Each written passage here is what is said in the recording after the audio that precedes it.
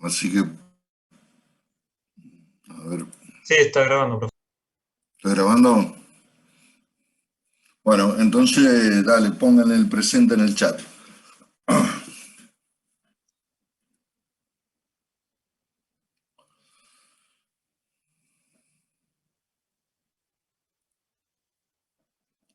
Bueno, yo los otros días entonces estaba hablando o hablé con ustedes el tema de las variables de entrada que uno tiene que tener en cuenta a la hora de la gestión de los pavimentos, ¿no?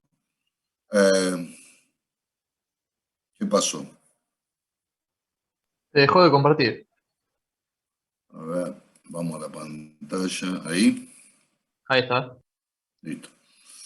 Entonces, habíamos hablado del tema de las cargas.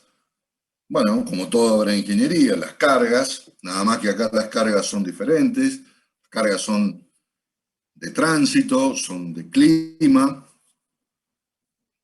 hablamos del medio ambiente, cómo influye, hablamos del diseño estructural, como otra de las variables a tener en cuenta, hablamos de la tecnología de la construcción, ¿m? Y habíamos empezado a hablar, y se terminó la clase, del tema de la conservación, ¿no? ¿Y por qué la conservación es una de las variables de entrada? Y bueno, muy sencillo, porque la conservación tiene que ver con el alargamiento de la vida útil o bien con otorgarle la vida útil a una obra de este tipo. ¿Y por qué es esto? Y bueno, porque acá las cargas pueden ser variables en la vida útil o durante la vida útil. Eh, ¿Y por qué pueden ser variables? Y muy sencillo, porque imagínense ustedes la Ruta Nacional 7, se corta a la altura de la Picasa, años cerrada, la verdad que no sé si ahora está habilitada, con lo cual todo el tránsito pesado que iba por la Ruta Nacional 7 se deriva hacia la Ruta Nacional 8, con lo cual la Ruta Nacional 8, que había sido construida o repavimentada o reconservada con determinada cantidad de número de ejes equivalentes que me generen un deterioro determinado, de golpe y porrazo cambia. Se rompe la obra, deja de funcionar la obra automáticamente y no, pero está claro que si yo supuse que para una determinada carga iba a haber una determinada duración de mi obra y yo cambio esa carga por una cuestión, en este caso, provocada por una acción, por una catástrofe climática, esto me incide en la vida útil. Lo que va a ocurrir es que se va a cortar la vida útil de la obra. Con lo cual, nada, al acortarse la vida útil de la obra, para volverle a otorgar el nivel de servicio que tenía, yo tengo que volver a plantear una conservación, un mantenimiento que se traduce en un bacheo, en una nueva carpeta, en una repavimentación. ¿Mm? Y ustedes miran, y bueno, ¿y por qué esto lo tengo que tener en cuenta? Y lo tengo que tener en cuenta porque cuando yo decido qué tipo de obra voy a hacer, intrínsecamente tengo la vida útil que tiene la misma. Que solamente los ingenieros sabemos que es para un determinado tiempo. Para la sociedad, las obras duran toda la vida. ¿Mm? La sociedad cree que el pavimento dura toda la vida, que nosotros mismos en nuestras casas sabemos que las cosas no duran toda la vida, ¿eh? Y que si papá y mamá no pintan la pared de la casa, a los 10 años se cae a pedazos el revoque. En eso lo sabemos, que de vez en cuando tenemos que subir el techo, limpiar las canaletas, que tenemos que cortar los yuyos en el patio, todo eso lo sabemos. Ahora, cuando la cosa es pública, no, creemos que dura para toda la vida. Y no dura para toda la vida, muchachos. Va a durar el tiempo que yo consideré cuando me propuse el diseño. Y un pavimento de hormigón puede durar 30 o 40 años. Los pavimentos de hormigón en Venado Tuerto tienen más de 70 años. La calle Belgrano, la calle San Martín tienen más de 80 años, pero son pavimentos armados con hierro del 16. El primer pavimento de hormigón simple que se hizo en Venado Tuerto fue la calle Brown, en el año 1965. La hizo el padre del ingeniero Ure. Tiene ya, entonces, 55 años. Y la calle Brown está bárbara, y la calle Brown no está bárbara, pero tampoco es un desastre. Tiene podrá tener algunas cositas, pero no es una obra que uno puede decir que no se puede transitar por la calle Brown. La otra, que tiene al mismo tiempo, es la calle Mitre, en el pedazo que va de la ruta 8 a la calle Junín. Esa está un poco más deteriorada, porque esa es una calle que se inunda permanentemente. Pero si uno las ve en términos generales, no son calles que uno puede decir que no van a durar un tiempo más. Ya se le agotó la vida útil a esas calles.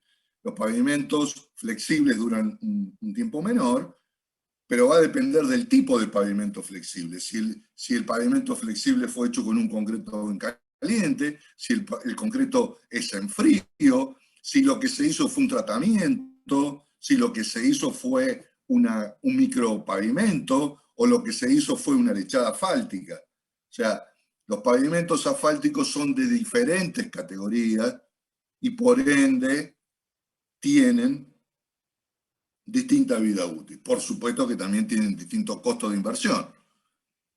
Y ni hablar de los pavimentos intermedios, que no son ni rígidos ni flexibles, sino que son mejorados o capas de agregados o estabilizados. Eso también son una tipología de pavimento y no tienen o tienen una vida útil determinada. Lo que nosotros sabemos, y este es un grafiquito que se lo iba a explicar después, pero que está bueno, atento a lo que estoy hablando, que se lo voy a explicar ahora. A ver, voy a correr esto, a ver si puedo agrandarlo. Miren, este gráfico que está acá es la variación del estado de un pavimento o de su condición de uso.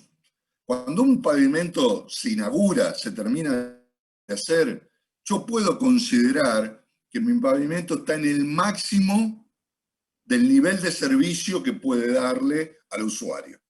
Es decir, está impecable. Ojo, muchas veces los pavimentos no se hacen bien, se hacen mal, con lo cual yo ya no arranco de un máximo, arranco de un determinado valor. El máximo valor que se considera en ingeniería que puede alcanzar el nivel de uso de un pavimento, que es el día número 0, el día que se largó, se inauguró, es 5. Pero hay veces, como le dije, que nada, no lo hicieron bien, tiene ondulaciones, no tiene adherencia, en fin, una serie de problemas. Entonces, ya mi función no arranca de 5, mi función acá arranca de un número menor. 4,8. No sé. Hay funciones, índices para poder medirlo. Ahora bien, mi máxima condición de uso, 5, varía con el tiempo. Varía con el tiempo. Y caerá a 0 o caerá a un número menor depende de las cargas que sufra. Con lo cual, yo en los papeles lo diseñé para una determinada tipología de carga y por ende para una determinada vida útil. Lo que pasa es que esas cargas pueden ser menos o esas cargas pueden ser más. Y entonces la vida útil se puede acortar o se puede alargar.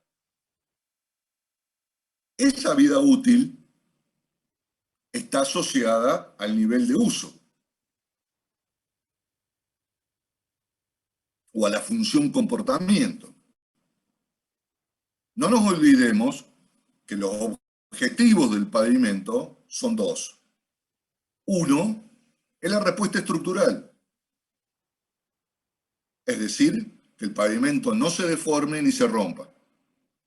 Pero dos, y mucho más importante que la primera, es que el pavimento debe otorgar condiciones de seguridad y confort a los usuarios que lo usan. Y acá entra otra variable un poco más compleja, que tiene que ver con el estado de la capa de rodamiento, que es una de las capas del pavimento. Y entonces son varias las funciones que debo analizar para establecer entonces cómo está mi condición o nivel de uso. Si yo arranco de un cero, de un máximo que es 5 y termino en un mínimo que es 0, yo puedo considerar que en 0 es prácticamente imposible usar el pavimento. Ahora está claro que yo no puedo llegar a 0, porque cuando yo llego a 0, no es que estoy llegando acá, ¿no? Donde está la línea de punto. Llego a 0, llego a la línea de abajo, a la abscisa. Yo tengo que volver a mi nivel de uso número 5. Y eso es plata, muchachos. Eso es inversiones. Y el pavimento se construye por capas. Y una cosa es cambiar una capa y otra cosa es hacer pavimento nuevo de 5 capas. Con lo cual, jamás, salvo en este país, que somos únicos en el mundo nosotros, el deterioro es tal que después tiene que hacerse el pavimento prácticamente nuevo. ¿Por qué? Porque no aparecen los fondos en tiempo y forma para poder hacer las repavimentaciones que a partir de un nivel aceptable me lleven de nuevo al nivel de uso óptimo. Es decir, yo no dejo en la gestión de pavimentos que el pavimento llegue a un nivel de uso 0 para después hacerlo todo de nuevo. Lo que hago es, cuando se ponen en peligro las condiciones de seguridad y confort de los usuarios, yo tengo que volver a dárselas. ¿Cómo? Y bueno, conservando el pavimento, tapando los pozos, tapando las juntas, tapando las grietas, haciendo una capa de mejora, repavimentando, en fin, lo que considere. Pero eso, lo que termina siendo es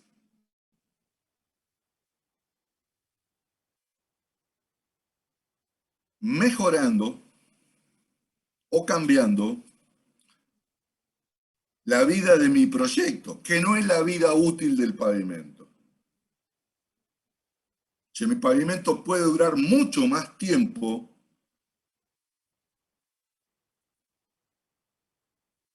si yo, cuando es necesario, hago las inversiones necesarias para que no decaiga el nivel de uso.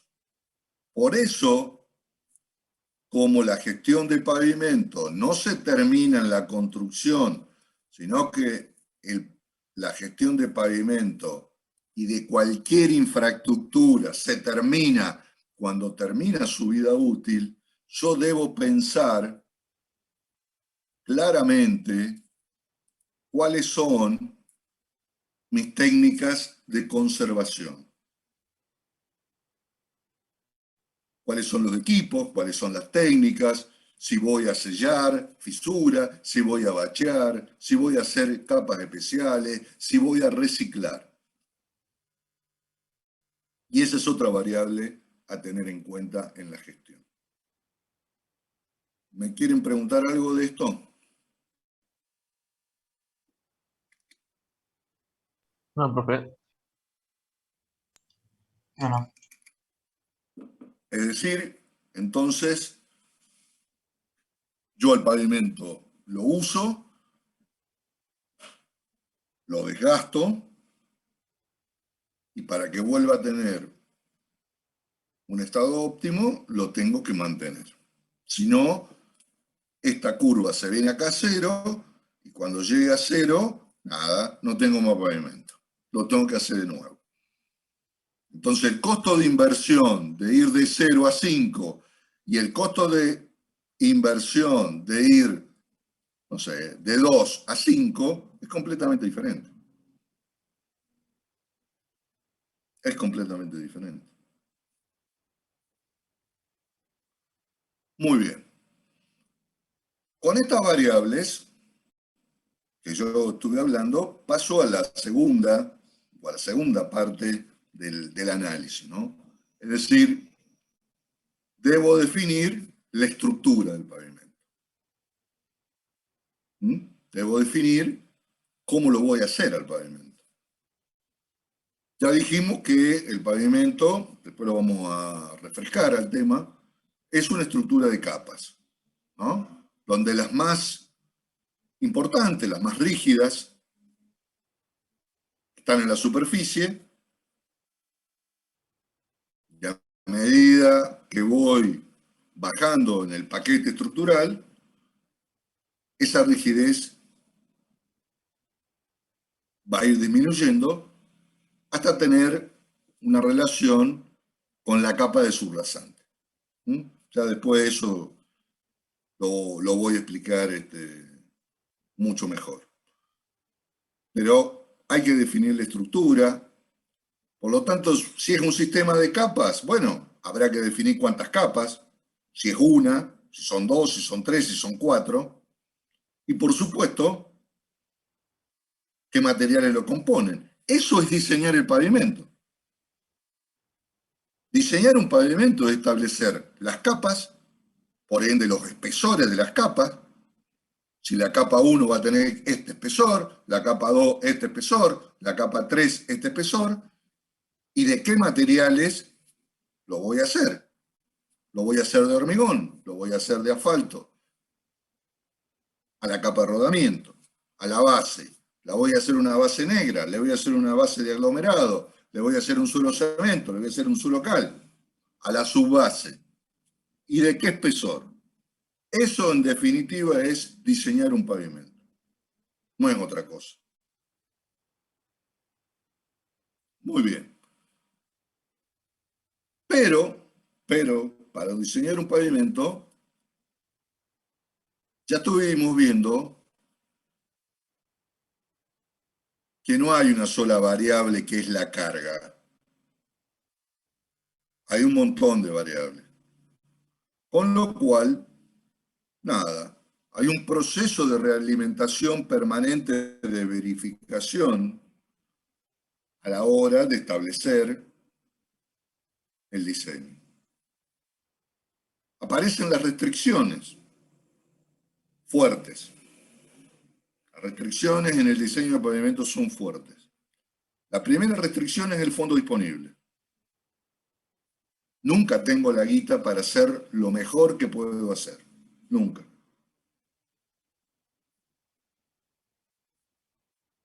Muy raras veces uno tiene el dinero disponible para hacer lo mejor que podría hacer.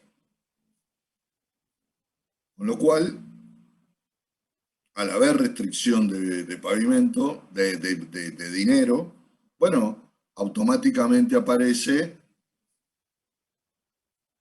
qué diseño voy a hacer con los fondos disponibles que tengo. Y acá aparece una alternativa muy interesante, que es la construcción en etapas. Yo quiero hacer un pavimento de hormigón, o quiero hacer un pavimento flexible con una carpeta de rodamiento de concreto asfáltico en caliente, pero no tengo la plata. Es a lo que aspiro, pero hoy no tengo la plata, tengo el 25% de la plata. Entonces, ¿qué hago? Y lo que le conté el otro día, muchachos. O hago un pedacito, un tramo de todo, o hago mucho más de una primera etapa. Es una decisión que se toma. La decisión, le diría que es política, donde la técnica tiene que argumentar. Es como ahora, muchachos. Miren, no hay vacunas en el mundo. Entonces, ¿la decisión cuál es? ¿Poner las 2 dosis a menos gente o ponerle una dosis a más gente? Termina siendo una decisión política.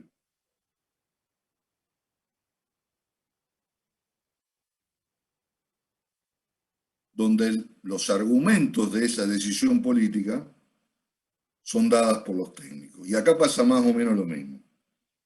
Entonces uno puede hacer en etapas el pavimento y podríamos estar haciendo una capa. El mejor ejemplo podríamos estar dándolo el pavimento de acceso a San Eduardo.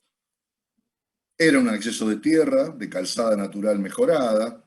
Luego se le hizo un estabilizado granular que tuvo más de 20 años, no 20, pero 15 por lo menos, fue estabilizado granular. Y por último, ahora estos últimos años, se le terminó haciendo la capa definitiva de asfalto.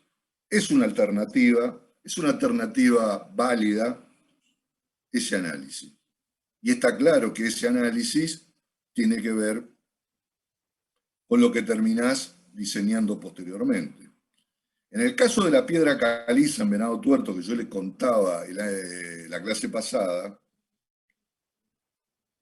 la piedra caliza, o la piedra calcárea, mejor dicho, que habla con propiedad, lo que pasa es que a veces uno toma la vulgaridad de lo que dice la gente. La piedra es calcárea, no es caliza, porque si fuera piedra caliza sería cal.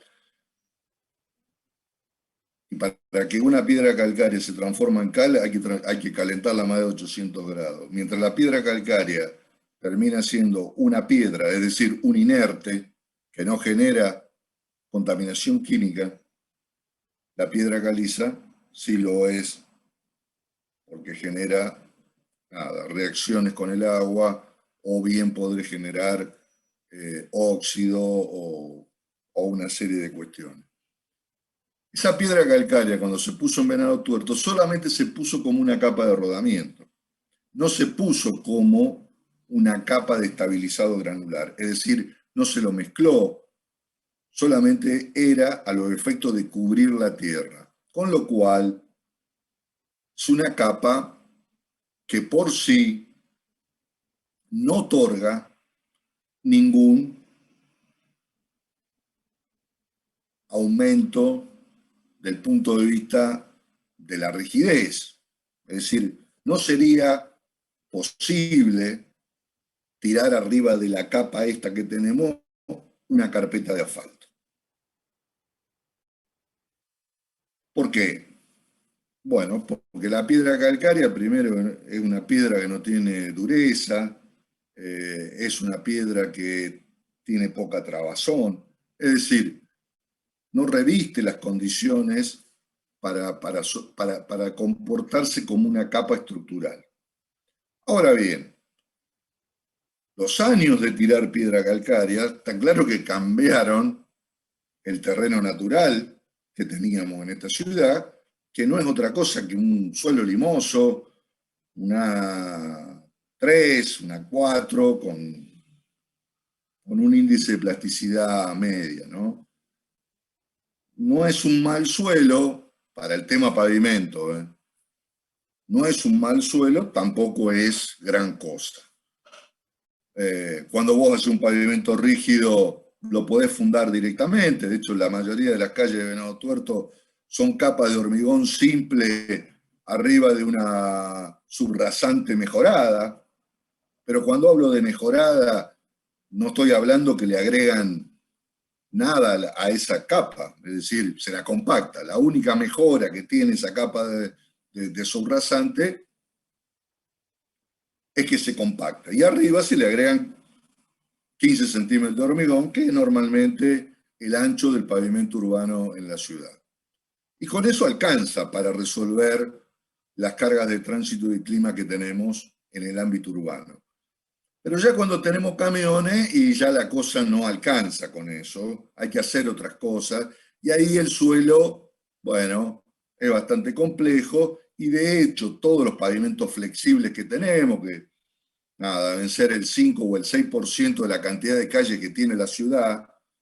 Si Venado Tuerto tiene 2.500 calles pavimentadas, o 2.000, 2.200, por ahí, y miren, si hay el 10% de pavimento asfáltico es mucho. Es decir, no creo que haya más de 200 cuadras de pavimento asfáltico. Pero son calles, le diría, fundamentales. O sea, la Avenida Santa Fe es una, la Ruta Nacional 8 es otra.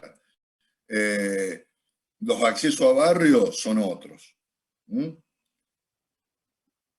Pero para no irme del tema, tantos años de agregar piedra, está claro que le cambiaron la característica a la subrasante. Pero para mí, ¿no? Estaría bueno salir a hacer algunos ensayos. Para mí, todavía no daría para ponerle una capa encima sin hacer un agregado de alguna piedra un poco más gruesa, analizar espesores y una serie de cosas. Con lo cual, nada, fue una etapa para resolver un problema de accesibilidad antes que un problema estructural de pavimento. Es decir, el pavimento cumple una función. Ya les dije que cumple dos funciones y dentro de una ciudad el pavimento cumple una tercera función que es la accesibilidad. Yo voy de un lugar al otro por el pavimento. Voy por las calles pavimentadas. No voy por la calle de tierra. Entonces, desde ese punto de vista, bueno, el análisis de la inversión va más allá que lo estructural. No sé si me entienden el concepto que le quiero decir. No es solamente una cuestión, decime la carga que te lo calculo. No, eso lo hace cualquiera. Ya les dije que después hay que hacerlo, muchachos. Y ahí vienen las complicaciones. Entonces, las restricciones son los fondos disponibles, el periodo de diseño. Es una restricción. Y es una restricción porque si yo voy a utilizar una metodología, una tipología de pavimento cuya vida útil es corta, tengo que saber qué voy a hacer cuando se haga pedazo. Y se lo tengo que decir al político de turno, que vienen por 4 años, pero después se quieren quedar toda la vida. Son todos iguales. Con lo cual, nada. Acá los últimos 3 intendentes se quedaron 12 años. Si vos vas a hacer una obra, es muy probable que si la haces o haces una inversión de poca vida útil, va a ser el mismo intendente el que la va a tener que volver a hacer. Y si vos no le decís el día número 0, che, mirá, lo que estamos haciendo con la guita que vos me diste dura 5 años, si no se lo decís el día 0, no se lo podés decir a los 5 años, porque si se lo vas a decir a los 5 años, loco, la hiciste mal. Ya les dije que la sociedad cree que esta obra dura toda la vida. Solamente los ingenieros sabemos de estas cosas o entendemos de estas cosas y tenemos que transmitirlas. Me diste 2 pesos, hago por 2 pesos y dura tanto tiempo. El día 0 se dice eso, ¿no? Porque si no, ellos creen que ya está, ya la pavimentaste. Acá hubo intendentes que a la avenida Chapula tuvieron que hacer ellos en su propio gobierno 3 veces.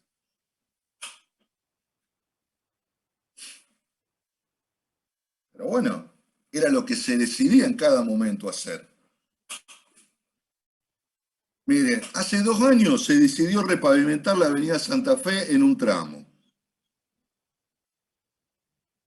Pero no se decidió repavimentarla toda.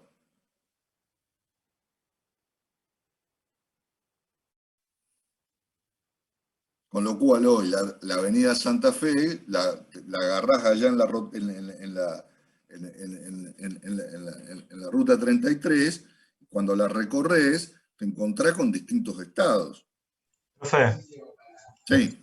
¿eso no era porque era una ruta, era parte de algo provincial? No sé, se había dicho eso, hasta la Mitre, que era. Sí, ponele. Pero hay tramos de la Mitre hasta la Mitre que no se repavimentaron, me parece.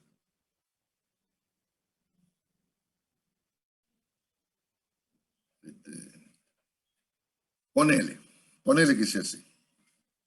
Lo que digo hoy es que vos tenés una calle que al final hay un tramo que cumple y un tramo que no cumple.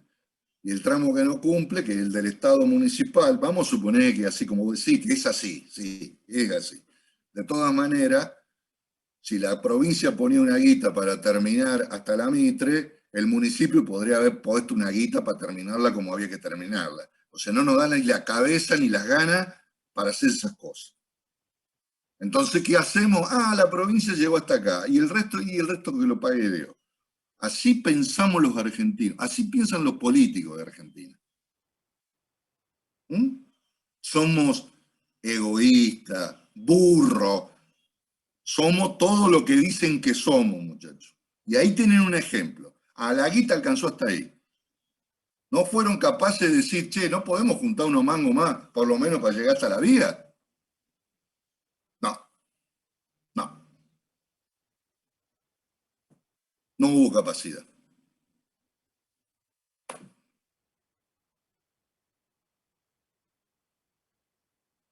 Ese pedazo que no se repavimentó, me tocó repavimentarlo a mí, creo, sin temor a equivocarme, creo que fue el año 2011. Es decir, que ese pedazo que no se repavimentó hoy ya tiene 10 años y tiene un agujero que no lo agarré en moto, en bicicleta de noche porque nada, ni los pozos le tapan. Pero bueno, volviendo al tema, son las decisiones que se toman. Y son las decisiones que se toman, bueno, frente a fondos que se toman. Perdón, a las restricciones que tenemos, ¿no? Siempre hay este tipo de restricciones. Bueno, después criterios regionales. Ya hablé de la construcción en etapas.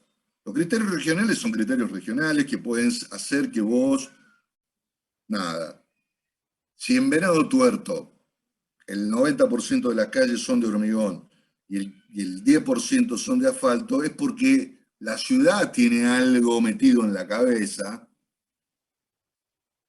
de que el hormigón es para toda la vida y el asfalto es para un tiempo determinado. Y si yo voy a pagar por contribución de mejora, quiero pagar una sola vez, no quiero pagar 20 veces.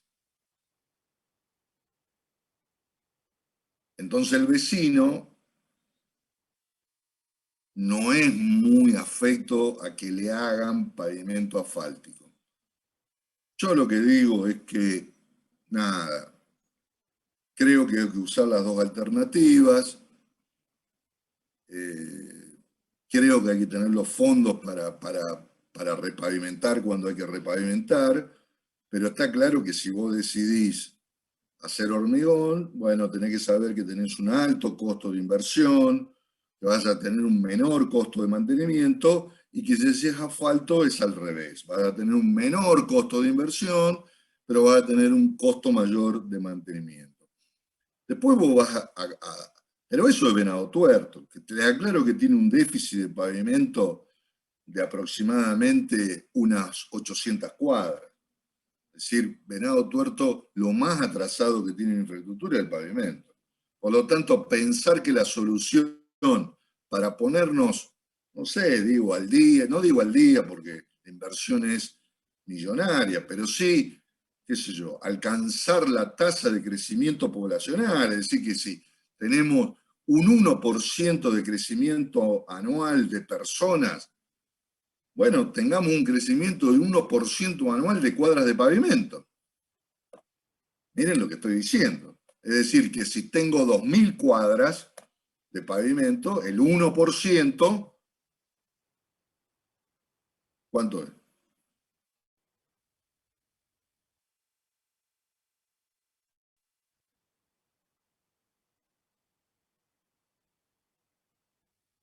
¿Cuánto es el 1% de 2000? 20. Al menos hagamos 20 cuadras por año. No las hacen, ¿eh?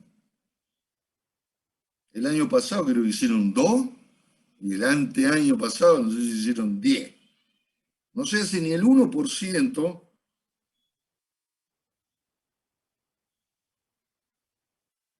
para acompañar el crecimiento de la población. Y recuperar todo lo que viniste para atrás, tendrías que hacer 50 cuadras por año.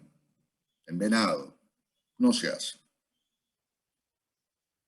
O sea, Con lo profe, cual, bueno, sí. perdón, en proporción, si no se hace ni siquiera el acompañamiento de crecimiento de la población, hay cada vez menos en proporción pavimento en la ciudad. Seguramente, porque vos vas a tener cada vez más gente, por lo tanto va a tener cada vez más lotes ocupados por vivienda, cada vez más grande la huella urbana, es decir, cada vez más superficie de ciudad y no tener pavimento que lo acompañe. Claro. Y es lo que pasa, hermano, qué sé yo, miren, la calle Quintana. Cuando yo era chico, tengo 58 ya, la calle Quintana no existía. O sea, Venado Tuerto se terminaba en la calle Sexpeña. La terminal, toda esa zona no existía. ¿Mm? Hoy, la calle Quintana Pleno centro. no está terminada de pavimentar la calle Quintana, le faltan 2 cuadras. No está terminada de pavimentar la Sexpeña, que le faltan 2. ¿Recuerdan lo malo que es la política por ahí de gestión? Porque Venado Tuerto tiene una lógica de hace muchos años, ¿eh? Yo era secretario y tampoco la pude cambiarla, esa lógica, que es que la obra se hace por contribución de mejora. Es decir, la obra se hace y se te la paga el vecino. Y el vecino no tiene problema de pagarte la obra. El vecino no tendría problema de garparte la obra. El problema es que cuando vos se la querés hacer, paga por adelantado la obra. Porque no tenés un fondo de financiamiento de la obra. Porque si vos tuvieras un fondo de financiamiento, vos la obra la haces y después se la cobra el vecino. Y con la guita que te paga el vecino lo pones en el fondo y así vas armando un fondo anticíclico para hacer obra. Ahora, si vos esperás que en una cuadra 20 vecinos se pongan de acuerdo para hacer un pavimento, no hay problema. Yo te puedo asegurar que se ponen de acuerdo. Ahora, che, se abrió la cuenta, vamos a poner la guita. Y ahí, muchachos, cada uno sabe cómo tiene el bolsillo. Entonces, fulano garpó, Mengano puso la mitad, el otro puso 20, el otro dijo que la va a poner dentro de 2 meses. Y así se va, y se va, y se va. Y cuando vos tenés en una cuadra 4 vecinos o 5 vecinos, que bueno, que son laburantes, que lo único que tienen es su laburo, y no le alcanza para pagar un pavimento que hoy no sé cuánto estará saldriendo, pero que sale una moneda. Entonces, el Estado tiene que tener otro mecanismo. ¿Qué pasa? Son tan egoístas los intendentes de turno que se cambian de la oposición que no se quieren aprobar un fondo de obra pública. Entonces nunca hubo la posibilidad de aprobar un fondo de obra pública. ¿Por qué? Porque los que están en la oposición dicen que si le votan un fondo de obra pública al intendente que tienen, ese intendente le gana las elecciones de por vida. Una gran mentira, porque en realidad es que los intendentes en algún momento los terminan rajando porque la gente ya está harto de verlos. Pero la realidad es que se sigue haciendo pavimento como hace 50 años por la contribución de mejores. Entonces está sujeto a la guita que te pone el vecino. Y el vecino la pone cuando tiene, y cuando no tiene no la pone. Si no, también pasa que a veces está la mitad de la cuadra hecha. Hay lugares, por ejemplo en la Monteaguda, creo, que hay de un lado de la cuadra está el pavimentado y del otro es tierra, porque los vecinos no la pagan. Sí, ¿Monteagudo dónde? Creo que en Monteagudo, cerca de la Ñuble o la Escala, por ahí, por acá atrás de la ruta. Se hicieron la mitad. Claro, hay una parte que es pavimentada y otra no. Otra de piedra.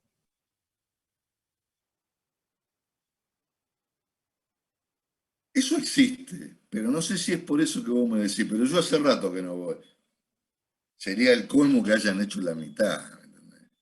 O sea, sería el colmo. También hay una calle Sí. cerca de la escuela de la Dante que hicieron medio también, pero Bueno, porque pero, enfrente hay una plaza.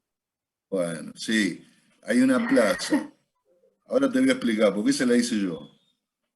Eso Ah, te lo puedo no sé explicar. si no que es un descampado lo que digo yo. Un descampado, el desarmadero, puede ser. Ah, El desarmadero, sí, ahora. ahí puede ser, Eso ahí es. puede ser. Pero son dos situaciones diferentes.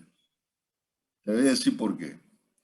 Eso que es plaza allá en el barrio hipotecario, el terreno no es de la municipalidad, el terreno es privado.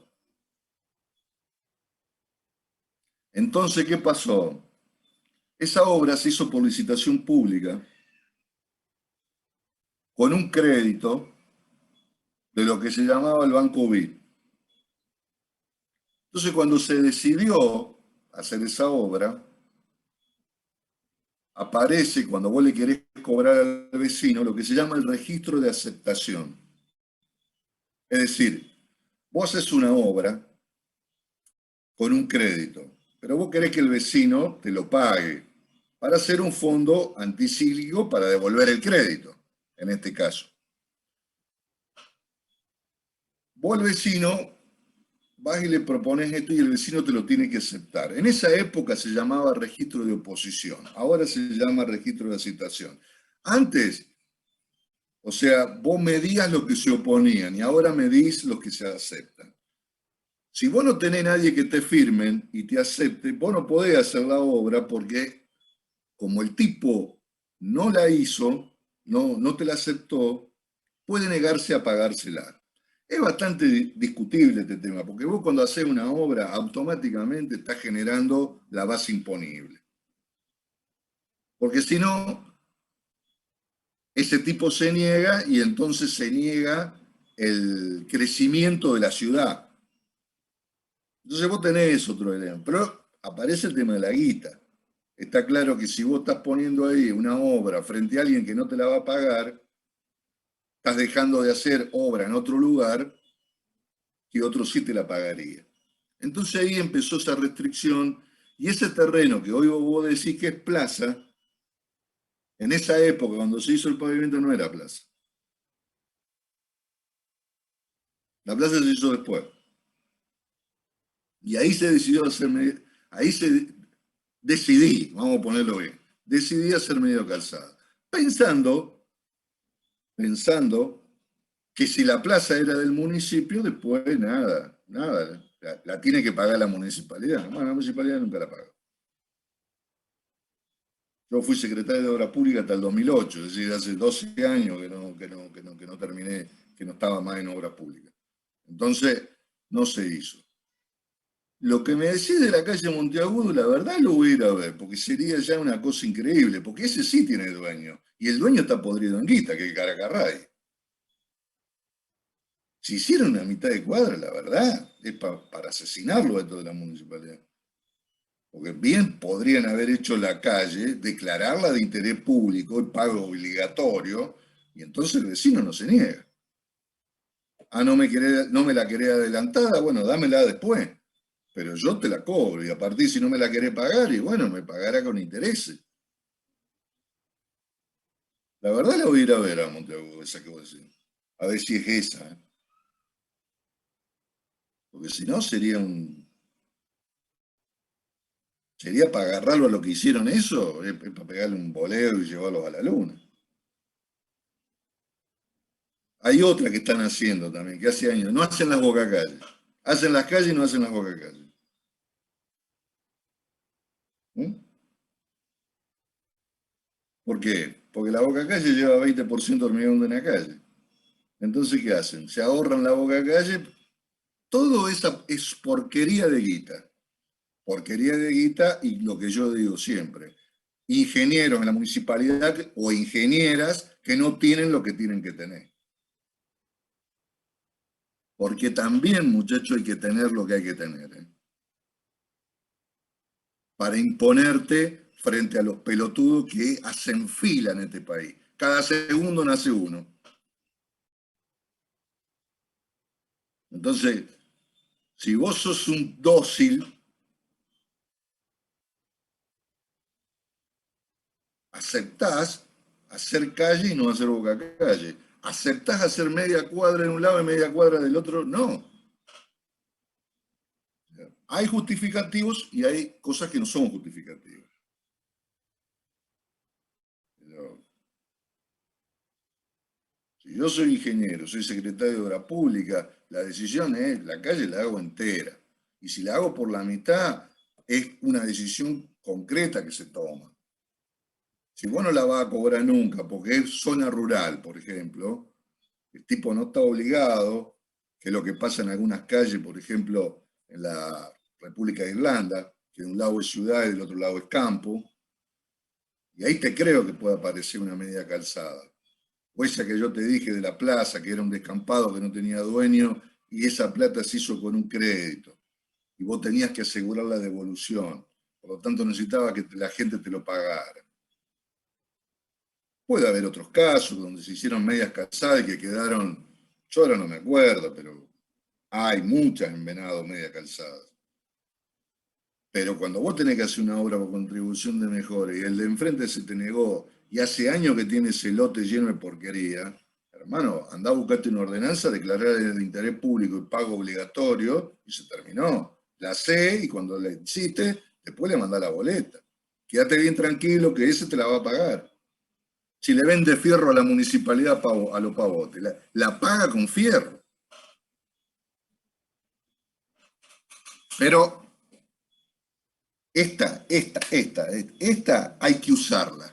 Hay que usarla. Hay que usarla cuando la tenés que usar.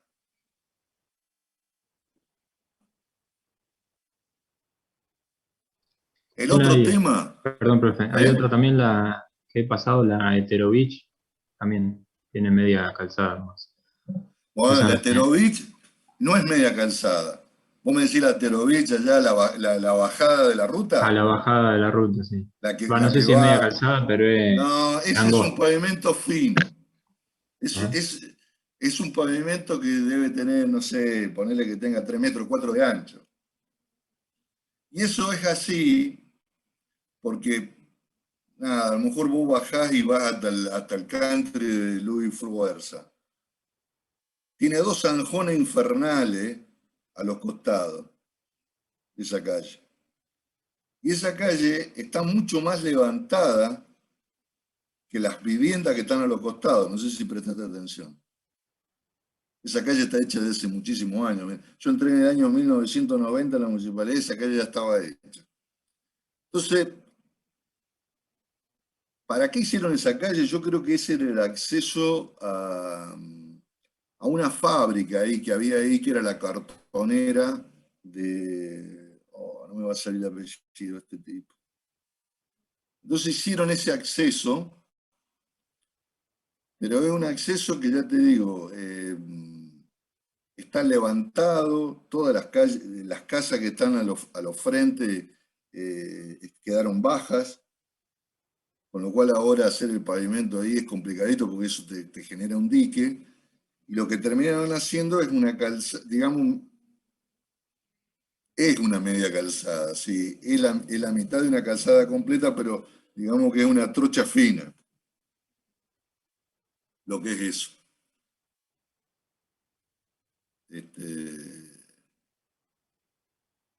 Que si la tenés que agrandar esa trocha es complicadita, si no la entubás de los dos lados, porque ya te digo, si no le pones tubería de los dos lados y le haces pavimento encima, es muy compleja de agrandar esa trocha. Media calzada durante años, después se pavimentaron, ¿no? Fue la Güemes al costado del barrio Sibeli, o el barrio Provincia Unida. La calle Chaco, la que está ahí cortando la facultad, durante años fue media calzada. Hasta que después se terminó haciendo, porque se hizo el barrio, Provincia Unida, y en los perímetros del barrio solamente hicieron media calzada, porque del otro lado era campo en esa época, cuando se hizo ese barrio. Después se terminaron haciendo los pavimentos enteros, de la Güemes y la ¿En de qué año se hizo ese barrio? Provincia Unida. Sí, Y el Provincia Unida, mirá, para mí se hizo en el año 65, 66. El Provincia Unida es un barrio, es para analizarlo desde el punto de vista urbanístico. Hoy vos lo vas a ver, y salvo en algunos sectores, no te das cuenta que es un barrio de viviendas. Por diferentes motivos, ese barrio se termina incorporando a la ciudad, pero no se queda con la fisonomía de un barrio social, ¿me entendés? Porque se termina incorporando, o sea, después se pudieron hacer las mejoras. ¿Por qué? Porque tenían la posibilidad los frentes de ser mejorados y los fondos. Quedan muy pocas casas originales. Ojo que son dos barrios. Ahí está lo que se llamaba el barrio Provincia Unida, eran dos barrios. Lo que se conocía como el barrio Sibeli y el barrio Ferroviario. El barrio Ferroviario son unas casitas que están, que es así, la mayoría todavía tienen la misma fisonomía. Pero las otras han cambiado radicalmente. Encontrar una casa original del barrio Sibeli, y ojo que, yo no me acuerdo, pero son, no sé la cantidad de casas, pero son más de 500 o 600. Es el barrio de mayor densidad en Venado Tuerto, poblacional. Es el barrio que más gente tiene por metro cuadrado en Venado Tuerto. El Provincia Unida.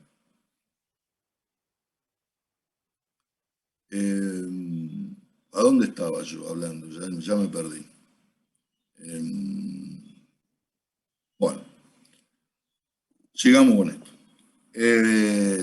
Entonces, tenés las variables de entrada, tienen las restricciones, definen la estructura del pavimento, y bueno, y automáticamente aparece el método de diseño, ¿no? Y acá el método de diseño también es un tema. ¿Por qué el método de diseño es un tema? Porque si las cargas y los materiales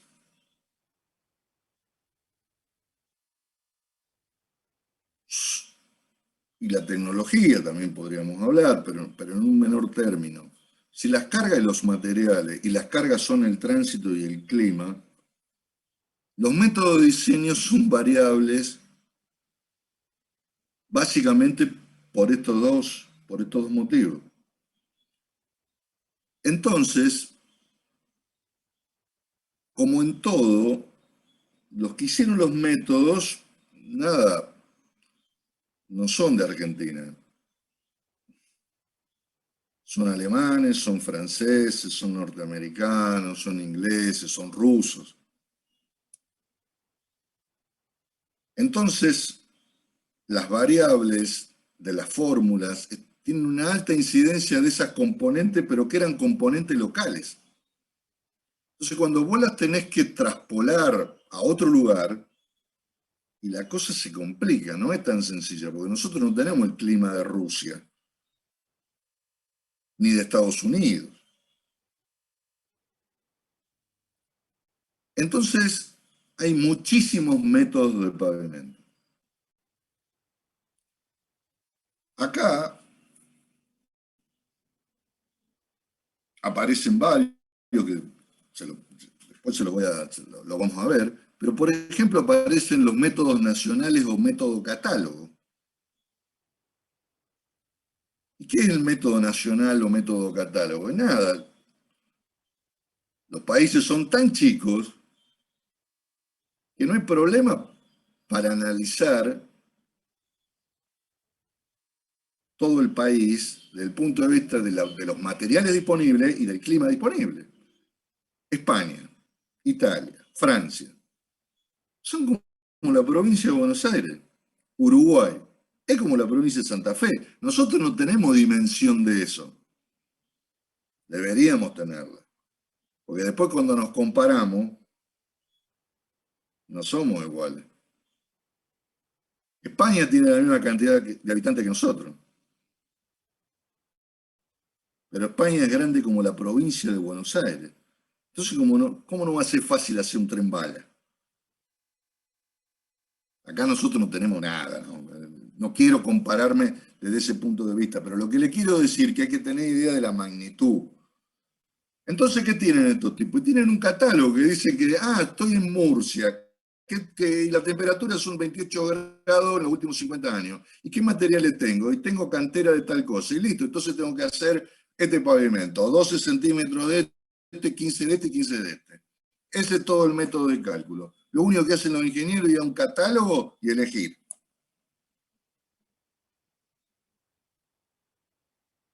Muchos países tienen esto. En la Argentina es medio difícil, medio imposible, no imposible, medio difícil de realizarlo porque, bueno, porque la variabilidad del clima y la variabilidad de materiales y de suelo es tan diversa como nosotros somos, no sé, en superficie creo que el 10º país del mundo. ¿Sí?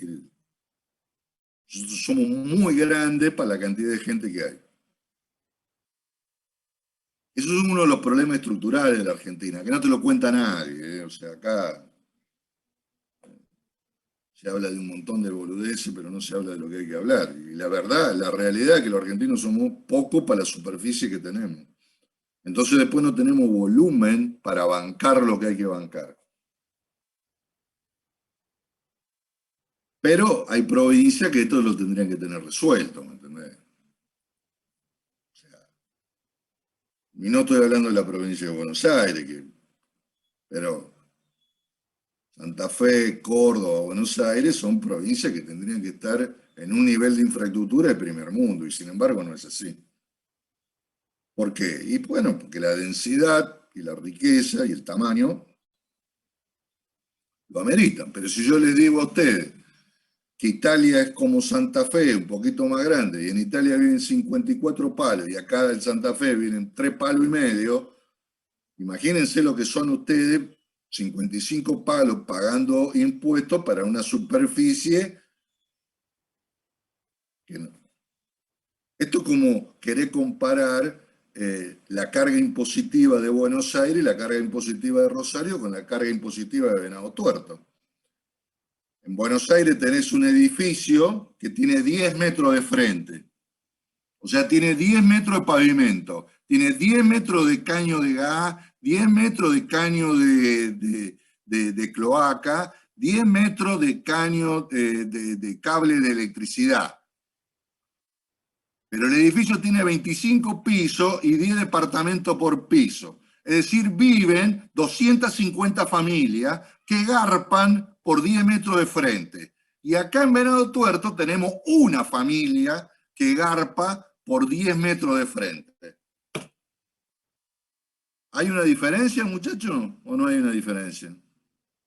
Sí, sí, muchísimo. Entonces, no nos podemos comparar. Porque hay algunos salames que quieren comparar pera con manzana.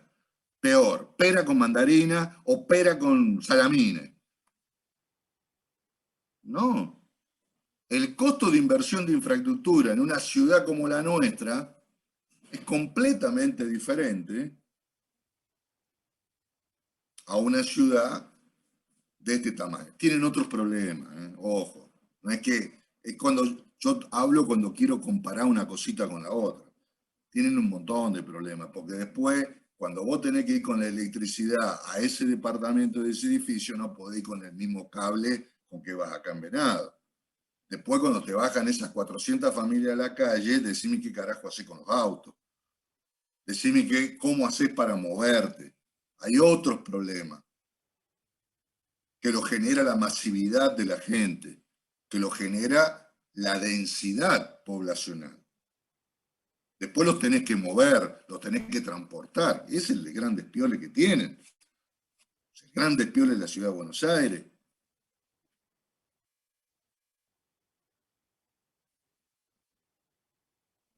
Le diría que ya la ciudad de Rosario se ha puesto medio denso para moverse. Lo mismo que Córdoba. Entonces tienen otros dramas. Pero bueno, te podés comparar. O sea, imagínate, ¿cómo no van a hacer lo que hacen si cuando ponen plata, hermano? Acá uno tiene que poner, una familia tiene que poner, y ahí ponen 400 familias. Hay una diferencia.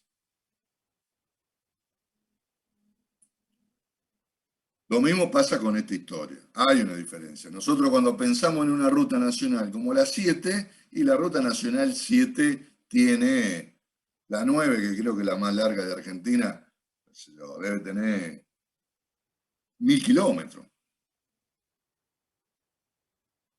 1000 kilómetros en Europa, pasaste España, Francia y Alemania. Pasaste 3 países con 1000 kilómetros. Acá por 1000 kilómetros, no.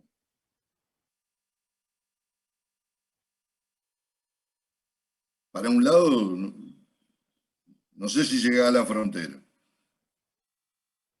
O sea, el tamaño de este país, la relación con la población que tiene por supuesto, la mala distribución de población que tiene es una de las causas de los problemas que tenemos. Después sí, somos todo lo que somos, pero una de las causas es esta. El otro día leí en un diario que los mendocinos se quieren independizar. Santa Fe le vendría bárbaro independizarse, ¿eh? Eso sí, que no entre más nadie. Le ponemos acá una muralla de 300 millones de altura, que no entre más nadie. Ahora, hay provincias que son inviables. La realidad es esa. Hay provincias que son inviables. Eso también es toda una locura, ¿viste? Que se genera. Bueno, la historia es que entonces los métodos de cálculo están fuertemente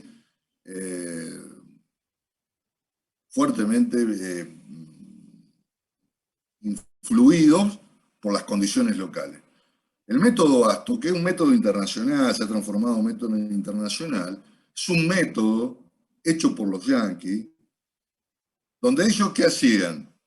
A los camiones que circulaban por la ruta, le hacían una pista, y en la pista ponían los sensores. Entonces ellos se hacían una pista de hormigón, una pista de asfalto, una pista de mejorado, el hormigón H30, H21, H50. Después hacían una pista en Illinois, otra pista en la Florida, otra, no sé la cantidad de pistas que hicieron, y entonces ¿qué empezaron a hacer? Empezaron a hacer ensayos. Entonces ellos sabían qué es lo que pasaba con este clima allá, con este clima acá, con este material acá, con este material allá. Imagínense ustedes en el laboratorio haciendo todos estos ensayos y está claro que ibas a sacar un montón de resultados. Esos resultados terminaron generando funciones que después se transformaron en fórmulas que terminaron armando un método de diseño. Pistas. Ese es el método ASTO. Después eso se traspoló a la Argentina y a un montón de lugares, pero claro, nosotros tenemos que ver qué clima. Cuando vos agarrás ese método, nada, hay 250.000 tablas que te permiten hacer esas extrapolaciones, pero tenemos que saber el origen de dónde viene el asunto. El método Shell. ¿Qué es Shell en la Argentina? ¿Qué es?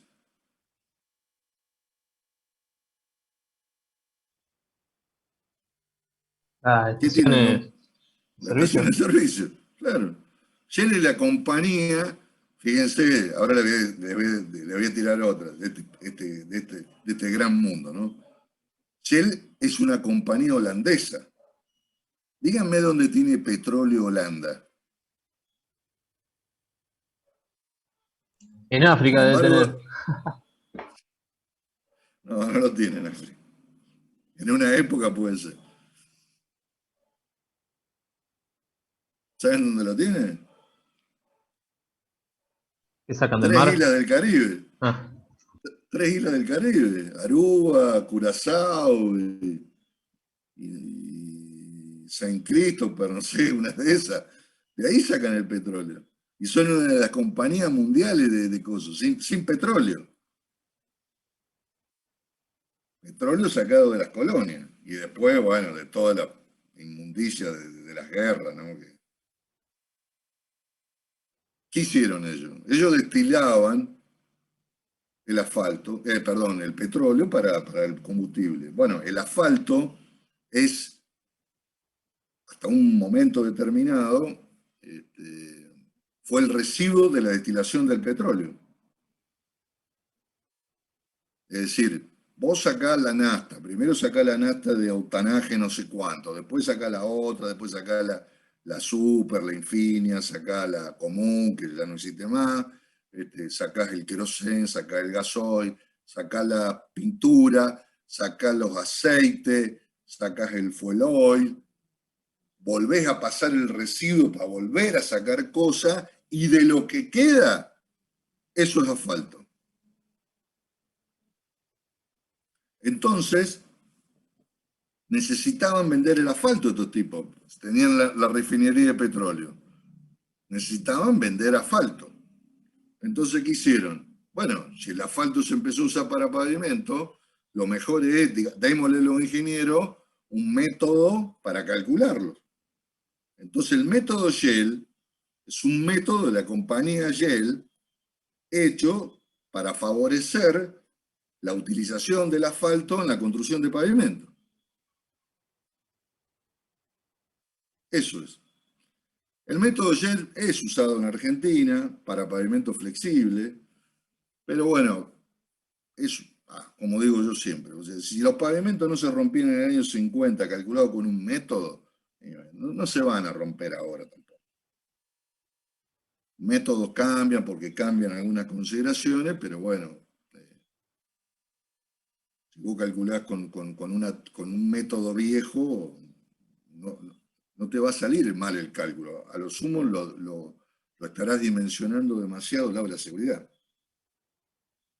¿Qué sé yo? No sé, creo que yo no podría calcular más estructura porque cambiaron, desde que yo estudié hasta ahora, los métodos cambiaron 2 veces. En metálica creo que cambiaron 4 veces. Si yo tendría que volver a calcular, nada, calcularía con lo que aprendí. ¿Me va a salir mal la estructura? No me va a salir mal la estructura. Capaz que me sale más grande. Pero no voy a cometer un error. Bueno, después aparecen los métodos estructurales, los métodos mecanicistas. Métodos mecanicistas son métodos derivados de otros métodos. Por ejemplo, del método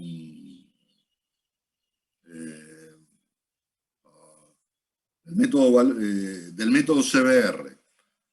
Es decir, ustedes hacen el cálculo de CBR para un suelo determinado. Bueno, a partir del CBR aparecen fórmulas que relacionan el espesor del pavimento con el CBR. Son métodos aproximados, son métodos que sirven para predimensionar, pero que después hay que ajustarlo, ¿no? Y después están los métodos estructurales basados en las teorías de rotura, ¿no? La teoría de falla, donde en el pavimento de hormigón aparece la fatiga, aparece el bombeo, aparecen determinados tipos de fallas, y a partir de esa falla vos diseñás para que no se produzca. La fatiga es una de las principales causas de la falla de los pavimentos. También en los pavimentos flexibles, ¿no? En los pavimentos flexibles aparecen otras teorías de falla, y a partir de ahí aparece el método de diseño. Bueno, Y antes de construir necesitamos un pliego, necesitamos un plano, necesitamos un cómputo, necesitamos especificaciones, necesitamos un plan de obra y necesitamos un control de calidad de la obra, ¿no? Necesitamos un montón de cosas de antemano para que lo que se haga como se tiene que hacer.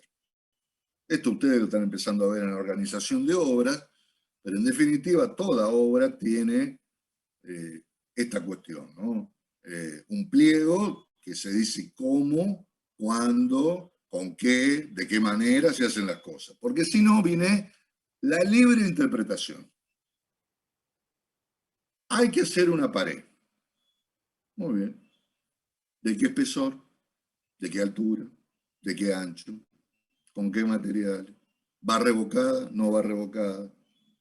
Todo lo tenemos que escribir, muchachos, porque si no el otro interpreta lo que quiere. Siempre, por supuesto, para el lado de él. Como todo, ¿no? No podés dejar liberado a la libre interpretación de un tercero cuando vos querés contratar una obra. Si no, empiezan las discusiones. Ah, pero bueno, me dijiste que la pared era de 30. Yo creía que era de 15. Te la cobré 15 pesos porque era de 15. No, pero si yo te dije. No, pero si yo no te dije. No, te dije, lo tenés que escribir, lo tenés que firmar.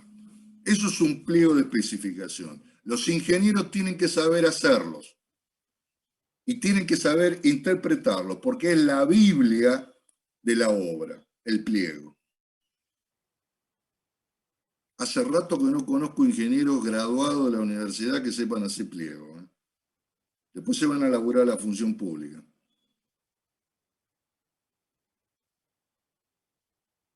Los pliegos los hacemos los ingenieros. Bueno, el plano. Ese es un tema también que, nada. Muchachos, ustedes muchos son dibujantes, muchos laburan en estudios y todo ese tipo de cosas. ¿No? Y si no, bueno, es lo primero que van a hacer cuando vayan a laburar a una empresa, dibujar. No dibujan para ustedes, ¿eh? Dibujan para alguien que tiene que leer el plano. El tipo que lee el plano que hacen ustedes no está con ustedes. A veces puede estar a miles de kilómetros. Por lo tanto, los planos son planos.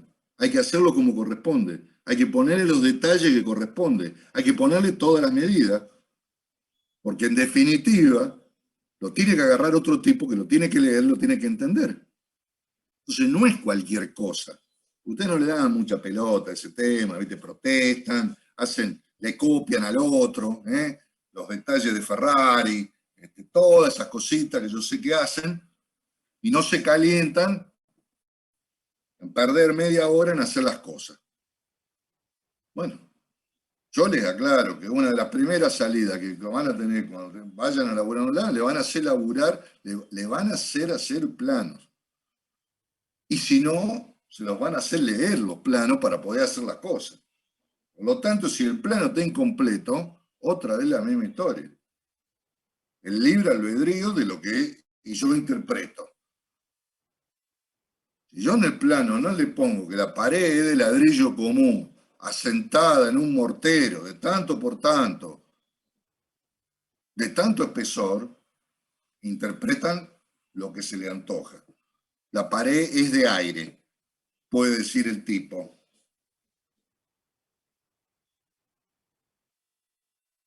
La crítica viene como dibujante. Un plan. Nosotros nos levantamos todos los días a dar órdenes. Si me toca ser jefe de obra, yo me tengo que levantar todos los días sabiendo qué es lo que voy a hacer. Porque hay un mundo de gente y de máquinas esperando la orden que yo doy. Si yo no sé lo que voy a hacer al otro día, tienen los días contados. Ahora, ¿cómo sé yo lo que voy a hacer todos los días si no tengo un plan? tengo en la cabeza. Soy un autodidacta. Eso es para una obrista que es así. Tenés que hacer 1000 casas, querés hacer de autodidacta, te matan a los 2 días. Vos tenés que saber cuándo vas a levantar la pared, cuándo va a hacer el cimiento, cuándo va a poner los techos, porque tenés que saber cuándo tenés que traer la arena, cuándo tenés que traer la piedra, cuándo te tenés que traer el cemento, y qué tamaño va a tener el acopio, porque no tenés todo el terreno de tu vida para poder acopiar. Entonces los camiones tienen que entrar en un determinado momento, salir en un determinado momento, y tu obra tiene que estar permanentemente provista. Y la gente que necesitas perfectamente contratada. Y las máquinas tienen que estar laburando y no paradas. Y decime, si no tenés planificación, ¿cómo lo vas a hacer? A la Bartola. Y a la Bartola, listo. Sí, a la Bartola, a los 5 días, estás de patita en la calle.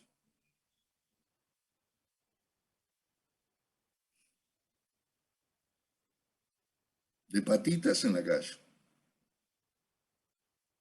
La planificación en la ingeniería viene de la época de la guerra. Porque en la guerra, hermano, si los que tiran tiro en el frente no tienen bala, no tienen medicamento y no tienen comida, ustedes saben lo que pasa, ¿no? Tiran 2 días tiro y al tercer día se rinden. Entonces no pueden faltar los suministros. Y si vos no tenés planificación de suministro, listo, perdiste la guerra. Es conocida que las guerras no se ganan por lo que vemos en las películas, que nada, aparecen algunos que tiran tiros que van a ningún lado, los otros tiran tiros y matan 70. Eso es una película. Películas se ganan y se pierden con suministro. Nosotros perdimos la guerra de la Malvinas, porque nos cortaron los suministros, se terminaron las balas, se terminó el morfi, y muchachos, hubo que rendirse. Napoleón se fue a Rusia. Cuando se le terminó el morfi, se tuvo que volver y perdió Rusia. Y bueno, y Hitler ni hablar. Y los yanquis de Afganistán se tuvieron que ir cuando no tuvieron suministro. Esto es así. Entonces, si vos no lo tenés planificado, esa cuestión, no podés hacer lo que te mandan a hacer.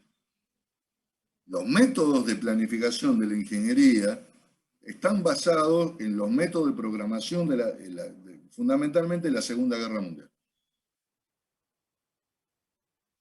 Entonces aparece el método PER, aparece el método del camino crítico, que terminan de alguna manera discerniendo qué cosa vas a hacer y qué cosa le sigue a lo que vas a hacer.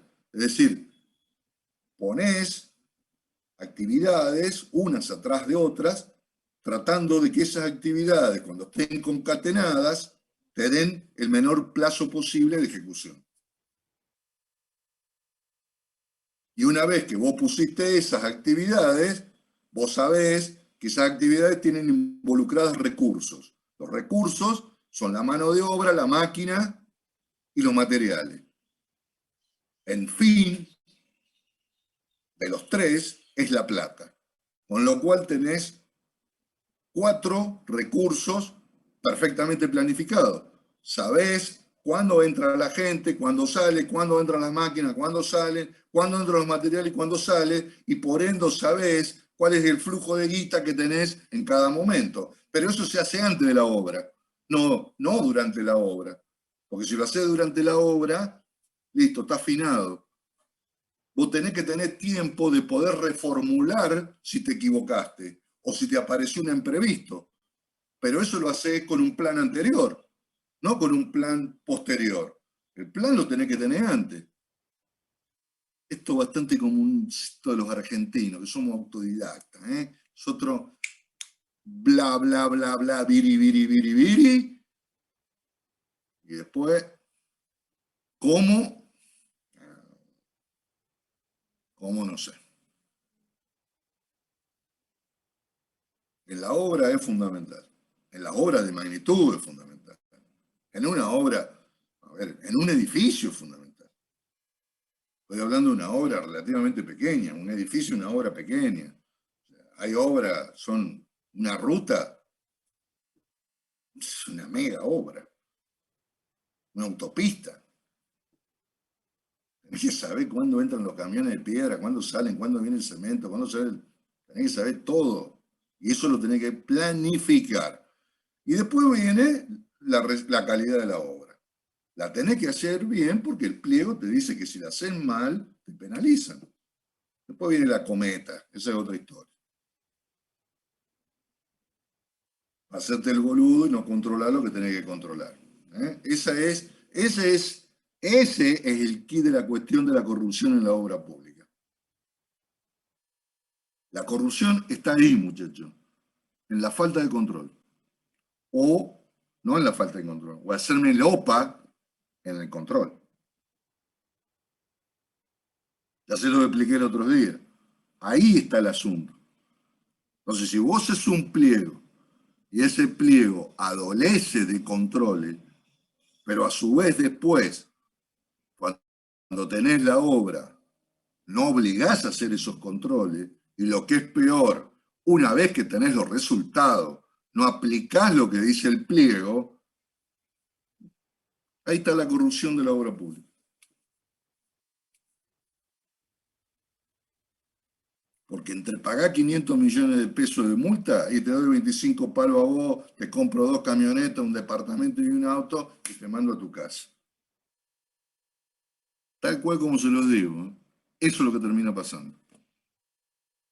Algunos agarran y otros no.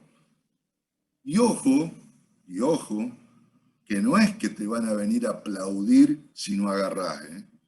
Lo más probable es que te peguen un boleo que te mandan a la luna.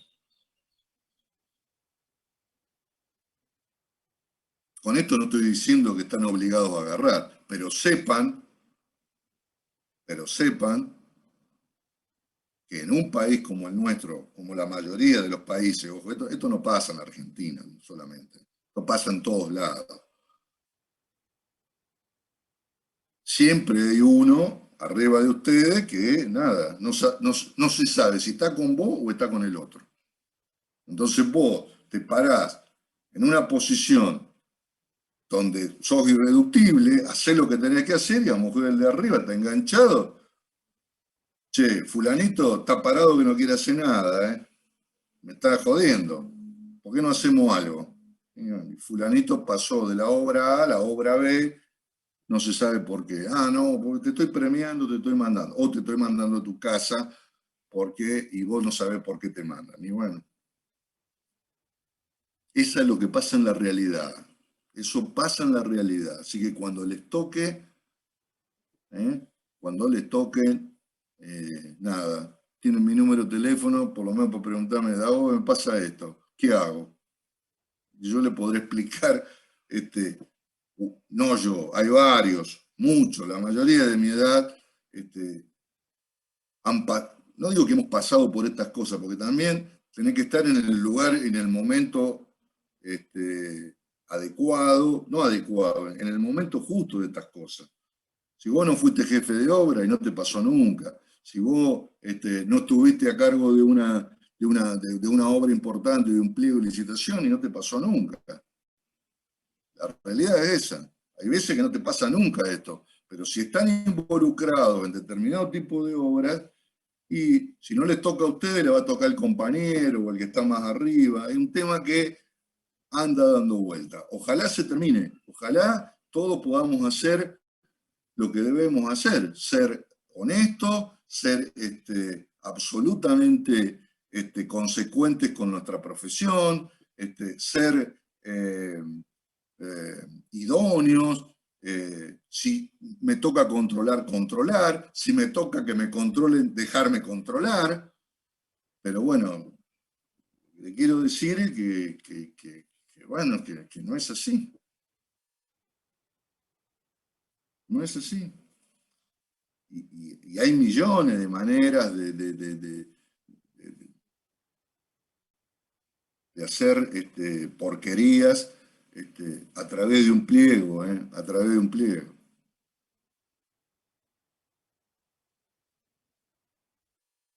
Solamente como está escrito el pliego, ya sabés, los tipos que tenemos experiencia, a dónde está la manganeta. Porque los pliegos muchas veces son a medida. Son a medida. Si hay algo que tiene la Argentina, es que está cartelizada. ¿Qué significa cartelizada? Significa que las empresas se ponen de acuerdo. Entonces, yo llamo licitación para hacer un puente.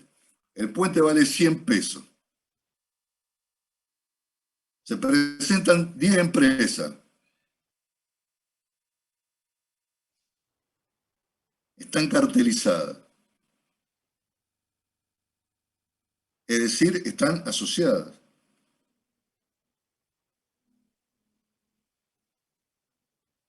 La licitación más baja, el presupuesto, la oferta más baja es 150 pesos.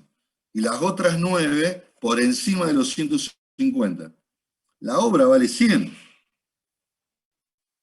Pero la oferta más baja que tengo es de 150. Y todo lo demás me lo pasaron por arriba. Son los únicos 10 que hacen puente en la República Argentina. ¿Qué hago?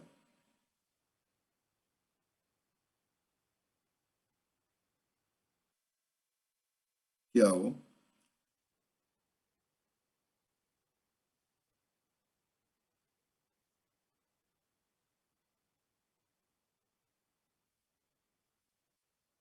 ¿Qué dicen ustedes? Y vas a tener que conformarte con eso. Esa es una, sabiendo que se están repartiendo 50 palos entre ellos. Esa es una. La otra es, che, se están repartiendo 50 palos. En vez de 9, ¿por qué nos repartimos entre 10? La otra es, no otorgo la licitación, no la adjudico, pero no tengo la obra.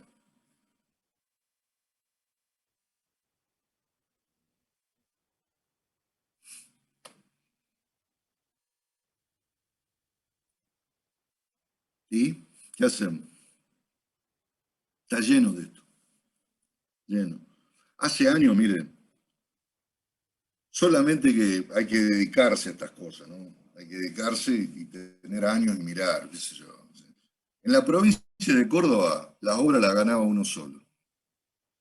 Esto que le echan la culpa a este que lo tienen en Cana ahora, ¿cómo se llama? Lázaro Báez. Que Lázaro Báez era el único que ganaba en Santa Cruz. Bueno, yo le puedo dar los nombres de la empresa de cada provincia que ganaba. En Córdoba no había otro que no ganara que no era Arroyo. En Santa Fe no hay otro que no gane que no se llame Deca. En Mendoza no hay otro que no gane que no se llame Cartelones. En San Luis no hay otro que no gane que no se llama Robela Carranza. ¿De qué estamos hablando en este país? Lo empomaron a uno porque, bueno, había que empomar a uno. Pero la realidad es que todo está encartelizado. Es así, muchachos. Es triste, pero es así. Lo que pasa es que nos seguimos haciendo los estúpidos. Yo hablo de esto porque, nada, porque se lo tengo que contar. Prefiero contárselo ahora para que no se enteren después, pero tienen que mirar estas cosas. Se ponen de acuerdo entre ellos para pasar los precios. Y esta la gano yo, y esta la gano yo, y esta la gano yo. ¿Para qué nos vamos a pelear entre todos si hay negocio para todos? Y si le podemos sacar el doble al Estado, que no es al Estado, es a nosotros. O sea, estos atorrantes nos roban a nosotros, que somos los que garpamos los impuestos, porque el Estado es un ente. Pero lo mismo pasa con la comida, y lo mismo pasa por un montón de cosas.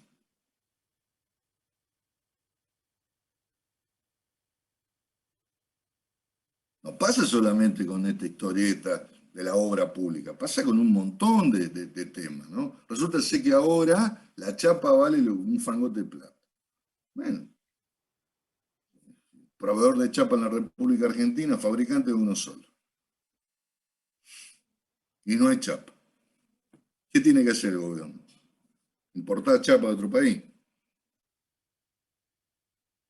Es un juego perverso que somos los mismos argentinos, que no podemos salir de ese juego perverso, y por eso son los años y años y años que estamos en la misma, y va a cambiar, y va a venir otro, y van a cambiar, y va a venir otro, y siempre la historia, porque hacemos siempre lo mismo, y por eso tenemos los mismos resultados. Por supuesto que de esta pirinola, acá ganan poco, y la mayoría se va al tacho.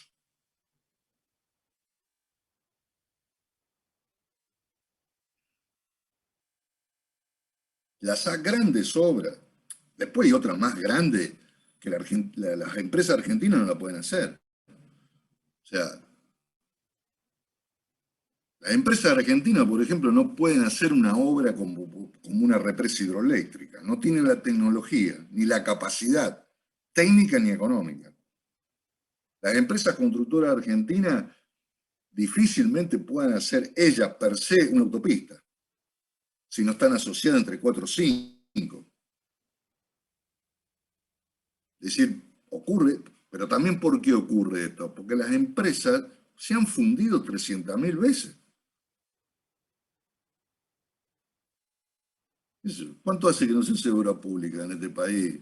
O sea, desde el 2018 que reventó Macri hasta ahora que estamos en la pandemia, hace 4 años que en este país no se hace una obra pública. ¿Cómo hace una empresa para sobrevivir? 4 años. Dedicada a hacer, no sé, rutas. La ruta la hace el Estado. Por lo tanto, yo laburo para el Estado. Si el Estado no hace ruta, listo, me tengo que dedicar a otra cosa porque me fundo. Entonces, ¿cómo haces para desarrollarte como empresa, no? Estoy hablando de una empresa constructora. ¿Cómo haces para incorporar en tecnología? Si vos cada 4 o 5 años te fundís porque el Estado está fundido y no hace obra. Complejo el tema.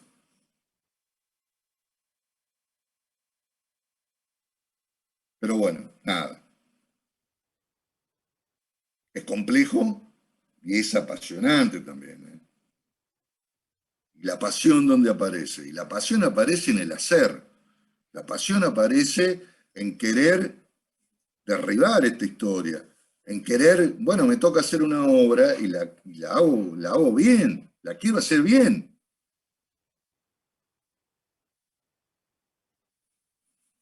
Esos somos los ingenieros, queremos hacer las cosas.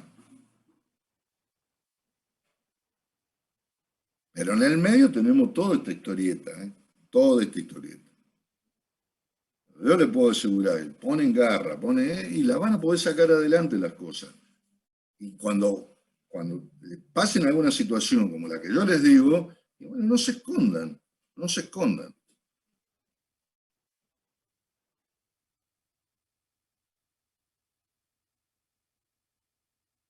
Bueno, una vez que decido todo esto, que tengo todo esto en marcha, que tengo todo esto pensado, que tengo todo esto analizado, recién largo la construcción.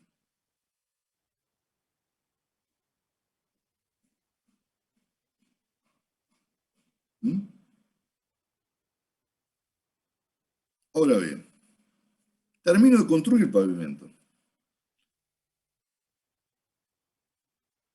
Y el pavimento lo someto entonces a cargas. Lo pongo en un uso. Lo pongo en operación. Y yo lo que tengo que ver de ese pavimento es cómo se comporta.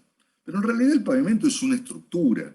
Todas las estructuras yo las tengo que verificar a ver cómo se comportan.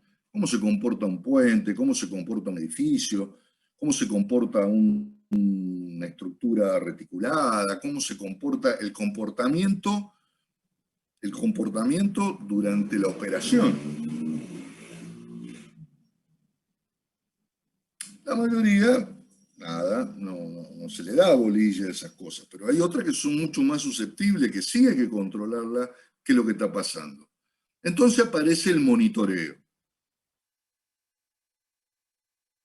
Monitoreo que tiene que ser sistemático, es decir, no es cuando yo quiero, tiene que ser un sistema donde vos tenés que ir y medir determinadas cosas en determinados momentos, porque vos necesitas armar la función de deterioro o la función de operación. Entonces el monitoreo es puntual, es manual, es visual, es continuo, es automatizado, se realiza con equipos, monofunción y multifunción, se mide el tránsito, se miden los volúmenes de carga, se miden las cargas. Pero hay que hacerlo sistemático. En Argentina, muchachos, no se mide nada, o muy poco se mide.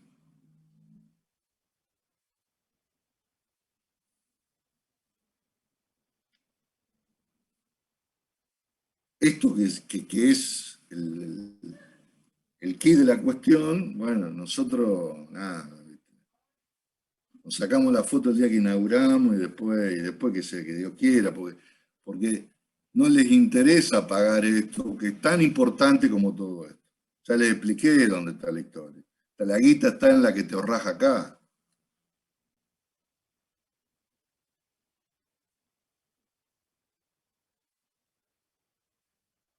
Yo tengo que creer que no se hace esto, que se hace muy espaciadamente, porque bueno, es la respuesta que terminás teniendo en las rutas, ¿no? De la manera que se deterioran. Está claro que no controlan las cargas, ¿viste? Que hay toda una historia ahí que se ha intentado de mil maneras, ¿me entendés? Pero, ¿viste? Cuando corre la guita, vos no sabés qué es lo que está pasando. Yo sé que en el puerto vos no podés descargar en el puerto si vos te agarran pasado de kilos, ¿me entendés?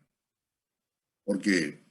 Porque lo que han decidido es poner parte de la seguridad vial dentro del puerto. Entonces los camioneros los agarran adentro del puerto. Pero el camión no es el único camión ese que circula por la ruta. Hay millones de camiones que no van al puerto. Acá sabían venir con la piedra, con la arena de Córdoba. ¿Qué 30 toneladas? 55 toneladas. He visto camiones de 65 toneladas. Imagínate, agarran un pavimento, esos bichos te lo liquidan. ¿Y quién controla? ¿Ustedes vieron alguna vez una balanza controlando algo?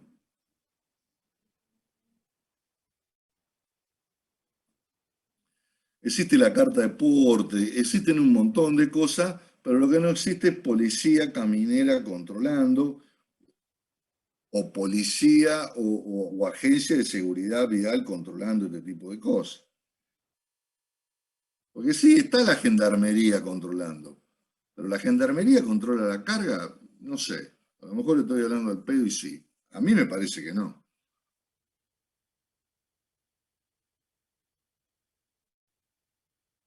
Entonces ahí estamos, ¿viste? Estamos navegando en una cosa media estrambótica, bien de Argentina, ¿viste? Lo hacemos como nos parece, tratando de nada, cubrir algunos aspectos, pero la realidad es que esto no se hace ni sistemático ni nada. Se sacan algunos datos aislados por ahí para tener cosas, pero la realidad es que esto no se cumple. En este tipo de obras, después hay otras obras que sí se cumplen. En los grandes puentes, Rosario Victoria, en esos puentes, el otro de Zárate Brazo Largo, en el túnel del Cristo Redentor, o en los puentes de Corrientes y todo lo que cruzan el río Uruguay, ahí sí hay controles. Porque nada, hay un control porque si se te cae un puente, hermano, te tenés que ir el presidente se tiene que ir del país.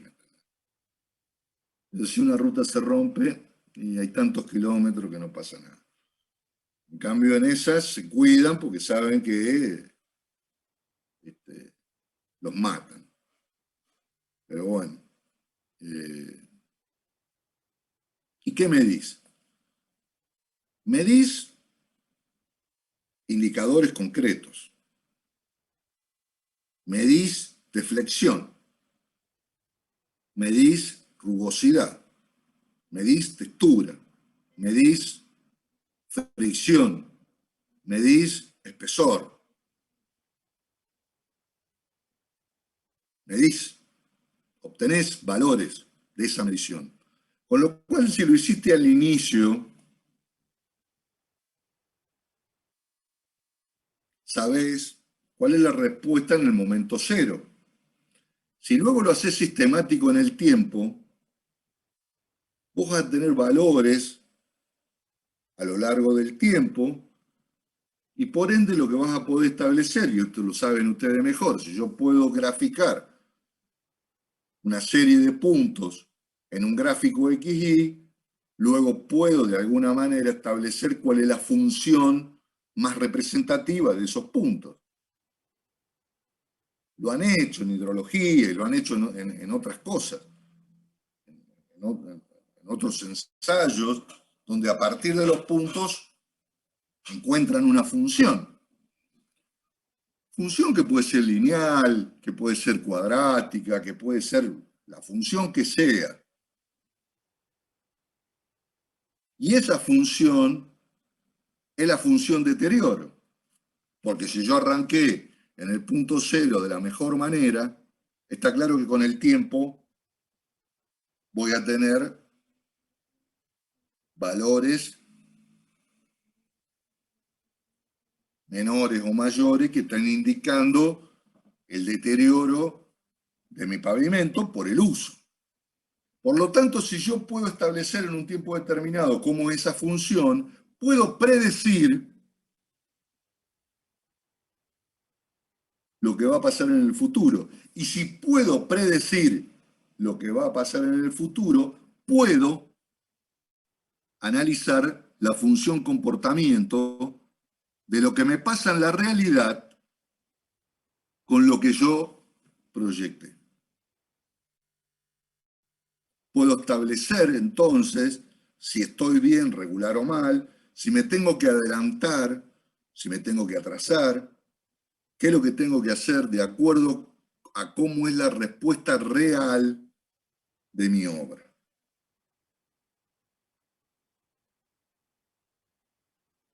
A partir de ahí, nada. Acá están las suposiciones, pero acá está la realidad. ¿Eran los camiones que yo consideré los que están pasando ahora? ¿Es el clima que yo consideré el que está sucediendo en la realidad? Ustedes saben que el laboratorio es una cosa y la realidad es otra. Entonces, desde ese punto de vista, yo tengo, en términos reales e instantáneos, qué es lo que está pasando con mi obra. Así es como se hace en los grandes países del mundo. Así se enseña en la Universidad Argentina, pero después los ingenieros llegamos a la función pública y nos olvidamos de todo esto. Lo único que nos interesa es ver cómo carajo nos quedamos la mayor cantidad de tiempo posible a través de la política y otras cosas. Y nos olvidamos que todo esto existe. O si no, hacemos una pantalla ya que existe, pero que en realidad no hacemos absolutamente nada. Por lo tanto, si vos tenés esta función comportamiento, podés evaluar, podés comparar, podés optimizar, podés tomar decisiones y no esperar que la obra se te haga pedazos, porque sabés de antemano que podés hacer algo para corregir ese deterioro. Esto es un sistema de gestión. A esto se le llama gestión de la obra pública o de la infraestructura pública o de la infraestructura privada. Porque si esto lo tendría concesionado una empresa privada, quédense tranquilos que una empresa privada lo hace.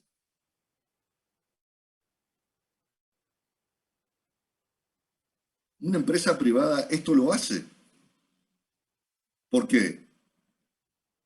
Porque entre la guita de los accionistas y la guita que tienen que poner en la inversión para esto, está la diferencia de lo que se llevan o lo que se llevan. Ahora, si después la obra concesionada pasa como con los ferrocarriles, que nos hacemos los idiotas y no lo controlamos nada, y bueno, después pasa lo que pasa.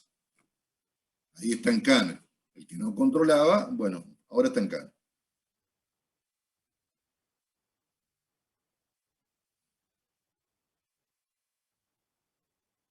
Arquitecto, ¿no? Primo hermano nuestro. No hablo de nombres, yo hablo de profesiones. Para que entendamos dónde estamos parados. Para que no nos hagamos los sotas, no nos hagamos los distraídos. Ah, yo no sé lo que pasa. Yo no sé lo que pasa.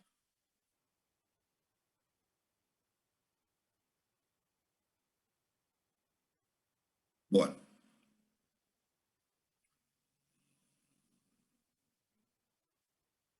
Esto es completo lo que vamos a intentar ver, por supuesto con mayor profundidad, ahora intentando puntualmente encarar las cosas para que a ustedes les quede un panorama completo de esta historia, ¿no? Pero esto es gestionar pavimentos.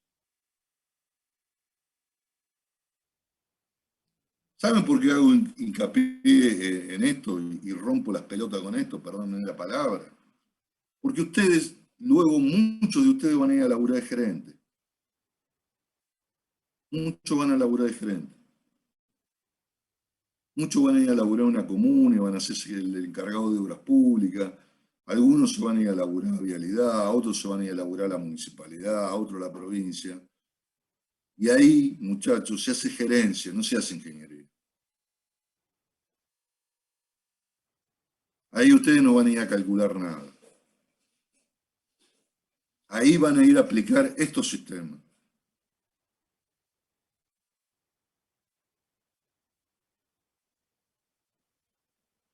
Los puestos de injerencia son para los ingenieros, no son para los arquitectos. Ellos no estudian gerencia. Y nosotros intentamos que ustedes la entiendan, la gerencia. Yo sé que no hay muchas obras, no hay muchas materias, pero tienen algunas. Fundamentalmente este año y el año que viene se van a encontrar con materias de esta característica, donde ahí le aparece esto que es parte de la ingeniería, pero que en la universidad, por una cuestión de programación, queda dibujado, pero la realidad es que la gran salida laboral, o una de las salidas laborales, y las que se obtienen por los años de experiencia, es la gerencia. Es el gerenciamiento. Gerenciamiento de un servicio, gerenciamiento de una infraestructura, gerenciamiento de una obra. Si yo soy jefe de obra, soy gerente de una obra. Administro recursos.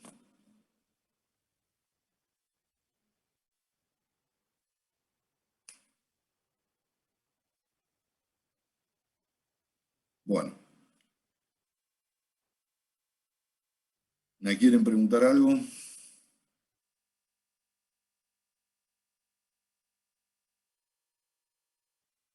No, profe, que se me ocurra. Y no, profe. Bueno, a mí me gustaría que por ahí lean cosas.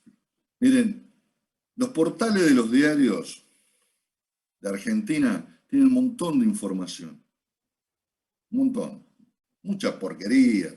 Pero también, en realidad, mucha porquería es lo que dicen. Pero la situación existe. Después viene la opinión. Y la opinión es de un periodista. Y un periodista opina. Yo tengo, no sé, un mal concepto. ¿Será que, nada, he lidiado con periodistas cuando estaba en la municipalidad y sé lo que son? Por lo tanto, generalmente los tipos opinan. Los tipos no dan la información. Ellos opinan. Y opinan sin saber. ¿Qué formación tienen para opinar? Ninguna. ¿De qué pueden hablar cuando hablan de determinados temas de los cuales solamente es su opinión? Lo que pasa es que después lo hacen, lo masifican. Su opinión la masifican y a algunos le creen. ¿A algunos le creen?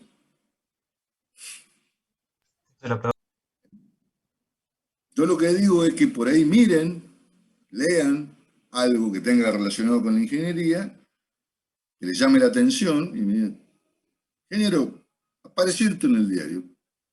¿Qué pasa acá? ¿Qué opina usted de esto o de otra cosa? Porque tiene que ver con lo que van a hacer ustedes en el ejercicio profesional. O de cualquier situación, como hoy que me dijeron, ¿y por qué la calle está a mitad de la calzada? Y después me dijeron, no, pero la pavimentaron en la calle Santa Fe porque era del gobierno provincial hasta la Mitre. Bueno, por lo menos para avanzar en determinadas cosas que uno puede debatir o puede dar su opinión. Nosotros vamos a hablar de esto, que es lo que nos interesa, que la ingeniería aplicada a la infraestructura pública.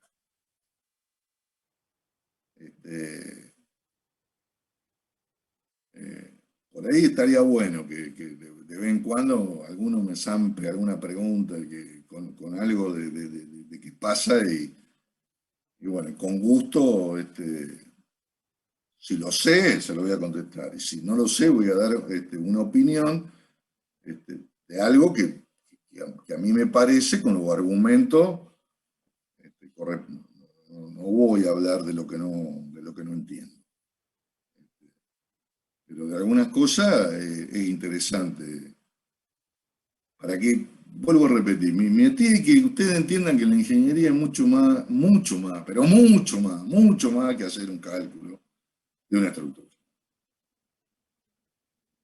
Después vienen los miedos, ¿a qué voy a hacer? ¿A qué me voy a dedicar? La realidad es que te va a dedicar a algo porque el laburo va a encontrar. El tema es que si vos entendés que a dónde va la ingeniería, por dónde pasa la ingeniería, y bueno, te puede llegar a ser mucho más fácil. Bueno, listo muchachos, la semana que viene yo no voy a dar clase porque no estoy, así que le voy a decir al ingeniero Peralta o al ingeniero Urbina que me reemplace. Así que nos estamos viendo dentro de 15 días.